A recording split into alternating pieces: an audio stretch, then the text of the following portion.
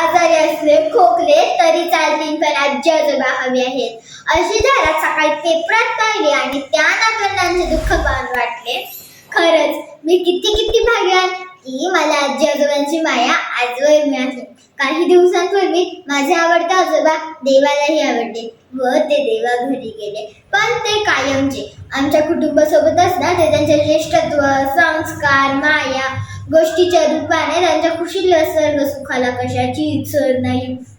आमचं देवघर दारातील तुळस घरात देव चलले आजी आजोबा आणि त्यांच्या मायेत बागडणारी आम्ही राम लक्ष्मणासारखी नातवंड म्हणून आम्हाला राम कृष्ण अर्जुन ज्ञानोबा तुकोबा लाडका शिवभा कोण हे आम्हाला सांगावंच लागलं नाही आणि संस्कार वर्गातही जावं लागलं नाही. इतिहासाच्या रूपाने मूर्तिमंत आजोबांनी का हे प्रेमाने केले मोबदला त्यांना फक्त हवी असेल एक गोड पाकळी. त्यांचे नाव सीताराम होते. मी त्यांना बाबाच म्हणत असे. नावेतील सीतेचा सौशिकपणा व रामाची कर्तव्यनिष्ठा जीवनभर त्यांनी पाळली. मग आज माझे काका बाबा आत्या आजांच्या जीवनात स्थिर यशस्वी व समाजमान्य जीवन जगत आहे. माझे बाबा ज्यांनी आपल्या अश्रू अनुभवाच्या गाठोड्यात लपवून संपूर्ण कुटुंबाला आयुष्यभर पुरणारी अनुभवाची शिदोरी दिली. बाबा मायेने तुम्ही अश्रू आमचे सावरले मायेने तुम्ही अश्रू आमचे सावरले उमेदीने घरा अलगत आवडले.